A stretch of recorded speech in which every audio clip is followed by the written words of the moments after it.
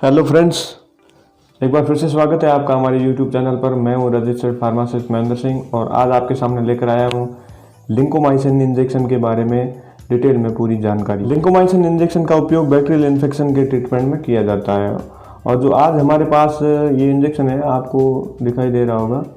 Links brand का एक injection है जिसके अंदर कंटेंट लिंकोमाइसिन 300 mg है और ये वॉलेस कंपनी के द्वारा मैन्युफैक्चर किया गया है। ये एक 2 ml का एम्पूल है और इस इंजेक्शन की जो प्राइस है वो 70 रुपीज़ है, जो आपको मार्केट में आसानी से उपलब्ध हो जाएगा। इस इंजेक्शन का यूज बोन और जॉइंट इन्फेक्शन में भी किया जाता है और निमोनिया में भी इस इंजेक्शन का उपयोग किया जाता है और थ्रोट मतलब गले के इन्फेक्शन में भी इसका यूज़ बढ़िया है और बहुत ही बढ़िया रिजल्ट देता है इंजेक्शन। और ईयर इन्फेक्शन में भी इसका यूज़ किया जाता है, मतलब कान के अंदर कोई भी इन्फेक्शन हो, दर्द हो या फिर मवाद जमा हो गया हो, लगातार मवाद बह रहा हो, तो इस इंजेक्शन का बहुत ही बढ़िया शानदार रिजल्ट है। और इस इंजेक्शन का उपयोग वाउंड मतलब घाव हो, गहरा घाव हो गया हो, कोई भी इन्फेक्शन जैसे कि चोट लगने के बाद घाव ठीक नहीं हो रहा हो और वो उसमें गड्ढे टाइप घाव में हो गया हो और गाँव में गंध आ रही है और इन्फेक्शन कवर नहीं हो रहा है, तो अंत में इस इंजेक्शन का उपयोग डॉक्टर के द्वारा किया जाता है। वैसे इस इंजेक्शन का इन दिनों में बिल्कुल कम यूज़ लिया जाता है क्योंकि इस इंजेक्शन के साइड इफ़ेक्ट्स बहुत ही खतरनाक है और इसके यूज़ भी बहुत ही खतरनाक है। इस इंजेक्शन को किस पेशेंट को नहीं दिया जाता है उसके बारे में भी हम बात करते हैं।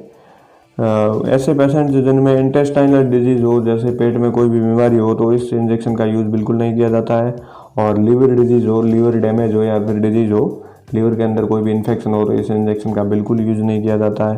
ब्रीदिंग प्रॉब्लम हो, मतलब सांस लेने में समस्या हो या फिर प्रेगनेंसी में हो, या प्रेगनेंसी में इस इंजेक्शन का यूज़ नहीं किया जाता है। और आफ्टर प्रेगनेंसी के बाद भी ब्रेस्ट फीडिंग मदर में भी इस इंजेक्शन का यूज़ नहीं किया जाता है। और मेनली इस इंजेक्शन का यूज़ बैक्टीरियल इन्फेक्शन को ट्रीटमेंट करने में किया जाता है और इस इंजेक्शन का यूज़ पोस्ट ऑपरेटिव इन्फेक्शन में भी किया जाता है।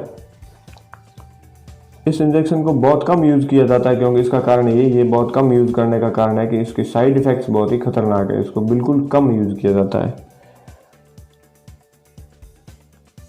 अब हम बात करते हैं इसके साइड इफ़ेक्ट्स के बारे में।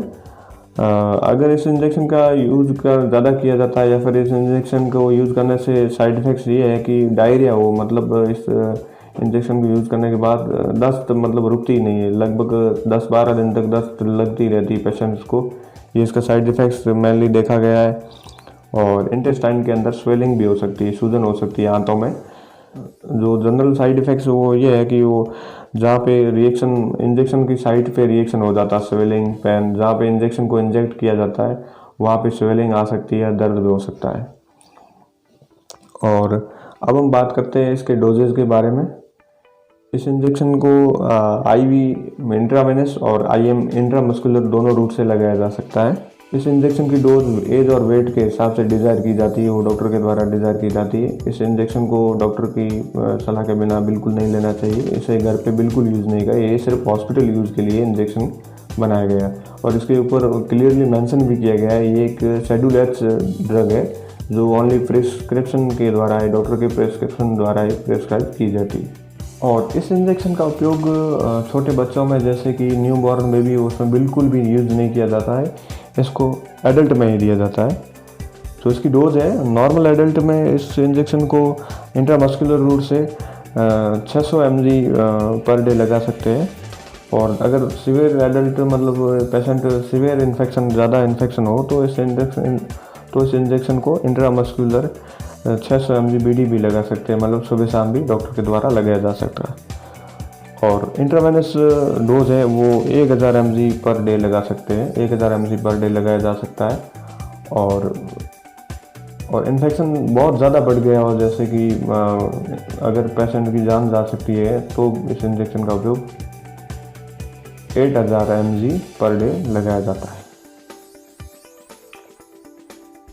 तो इस लिंकोमाइसिन इंजेक्शन के बारे में ये जानकारी आपको कैसी लगी कमेंट बॉक्स में ज़रूर बताएं। और इस वीडियो को ज़्यादा से ज़्यादा लाइक, शेयर एंड कमेंट करें और इस वीडियो को शेयर करना बिल्कुल ना भूलें क्योंकि ये जानकारी किसी और के भी काम आ सकती है। और हमारे चैनल को सब्सक्राइब करना ना भूलें।